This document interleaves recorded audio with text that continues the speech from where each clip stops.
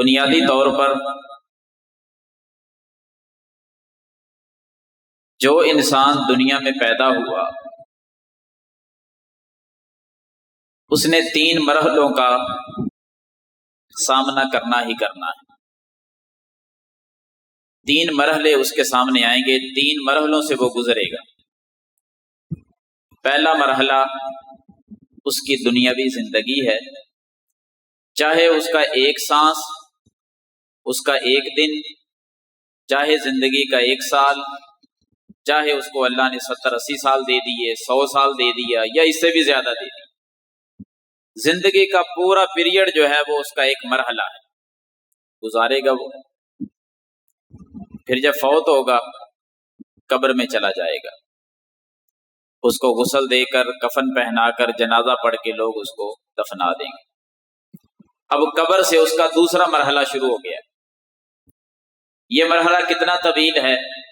جب تک قیامت نہیں آئے گی وہ قبر میں پڑا رہے گا۔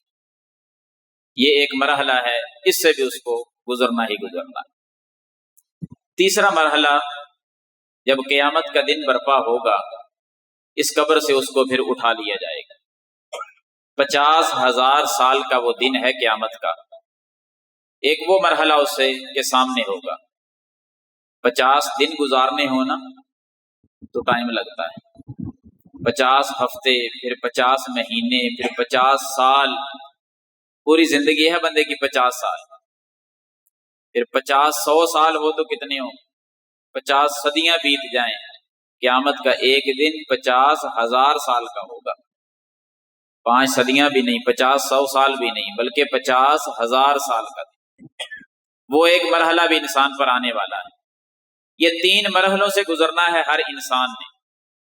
جو انسان پیدا ہو گیا اس کو ان 3 مرحلوں کا سامنا کرنا پڑے گا، ایک زندگی، ایک قبر، اور تیسرا میدان محشر۔ میری اور آپ کی، بلکہ پوری کائنات کے ہر بندے کی یہ خواہش ہے کہ میں ان 3 مرحلوں میں کامیاب ہو جاؤں۔ کیوں بھئی؟ ایسا ہی ہر مرحلے میں ہم کامیاب ہونا چاہتے ہیں۔ ہم چاہتے ہیں کہ ہماری دنیا بھی کامیاب ہو جائے، ہم چاہت رکھتے ہیں کہ قبر میں بھی سرخرو ہو جائیں، ہماری چاہت یہی ہے کہ قیامت کے دن بھی اللہ جنت کا داخلہ دے دے، جہنم سے بچا دے۔ اگر یہ ارادہ رکھتے ہیں تو پھر جو درمیانی مرحلہ ہے نا قبر والا، اس کو کامیاب کر۔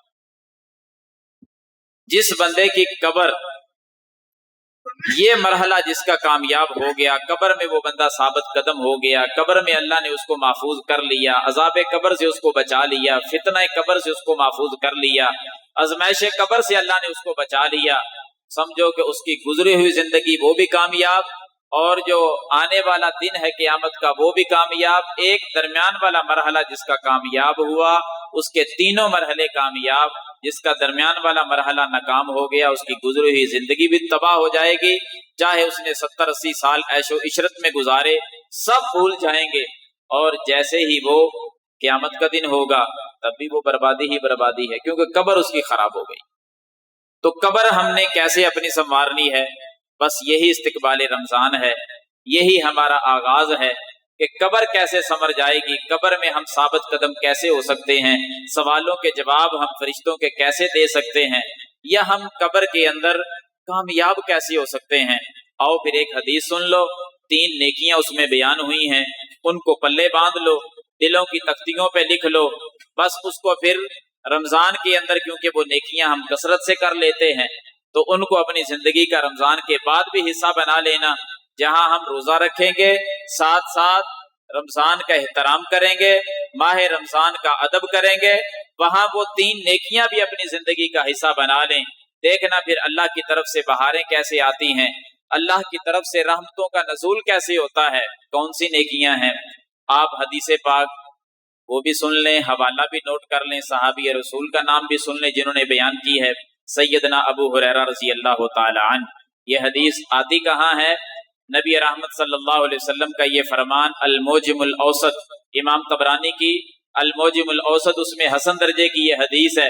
اللہ کے رسول صلی اللہ علیہ وسلم فرماتے ہیں کہ جب آدمی کو قبر میں رکھ دیا جاتا ہے، بندہ فوت ہو گیا، اس کو غسل دیا گیا، کفن پہنایا گیا، جنازہ پڑھا گیا، قبر کے حوالے کر دی۔ جب قبر میں رکھا گیا، مٹی ڈال دی گئی، قبر بنا دی گئی، تب کیا ہوتا ہے؟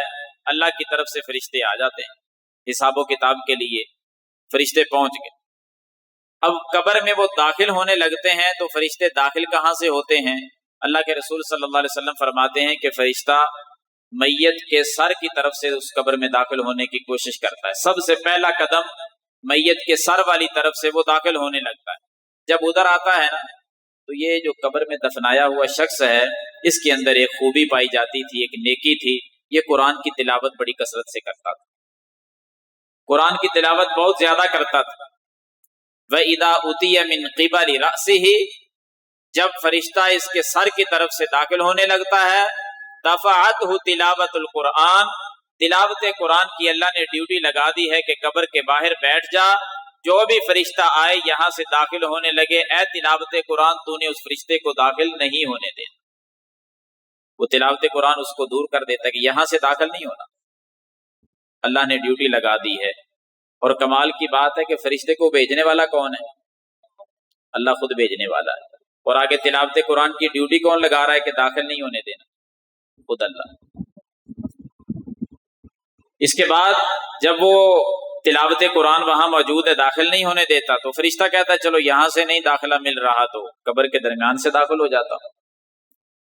وَإِذَا أُتِيَ مِن قِبَلِ يَدَيْهِ، میت کے جہاں ہاتھ ہوتے ہیں، ہاتھ کہاں ہوتے ہیں؟ قبر کے درمیان۔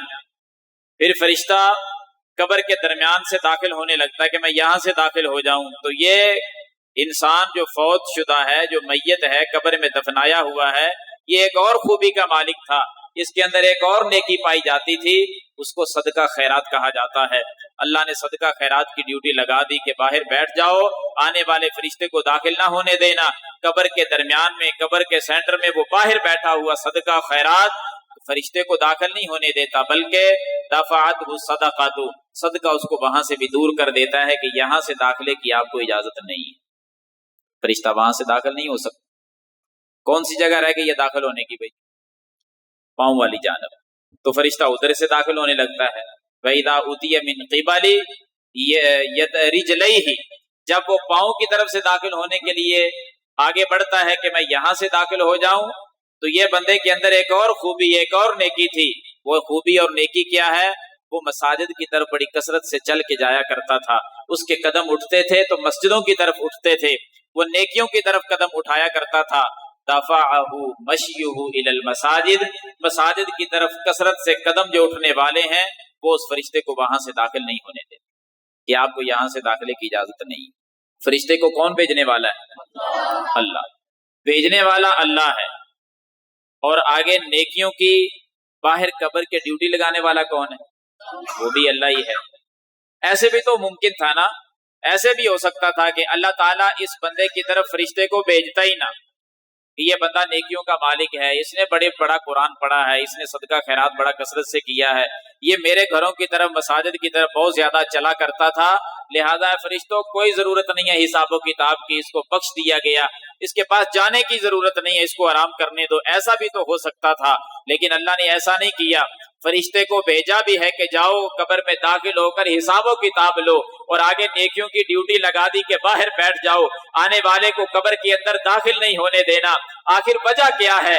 وجہ یہ ہے کہ اگر اللہ تعالیٰ ویسے ہی فرما دیتے کہ فرشتوں جانے کی ضرورت نہیں، مجھے اور آپ کو پھر ان نیکیوں کی فضیلت کون بتاتا؟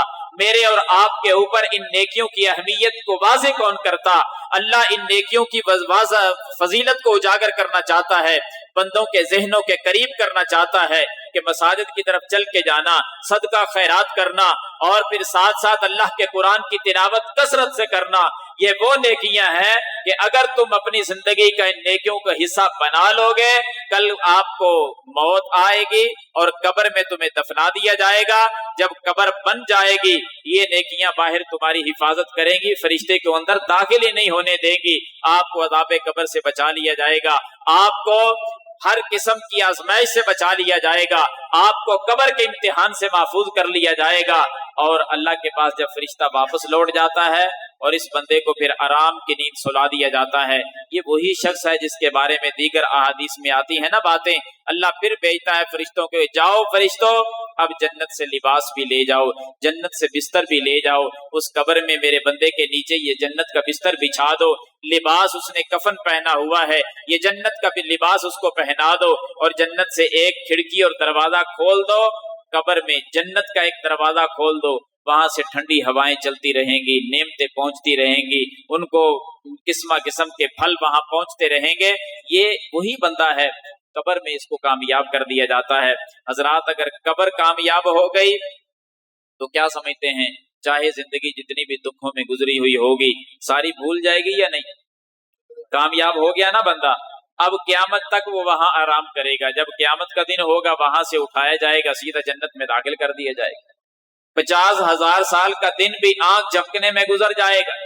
तीनों कामयाबियां, तीनों मरहलों की कामयाबी इन 3 आमाल पे खड़ी है कि और 3 आमाल जिंदगी का हिस्सा बना लें तो कब्र में बंदा कामयाब हो गया। जो कब्र में कामयाब हो गया उसका बेड़ा पार हो गया, जिंदगी का भी, कब्र वाला भी और हशर वाला।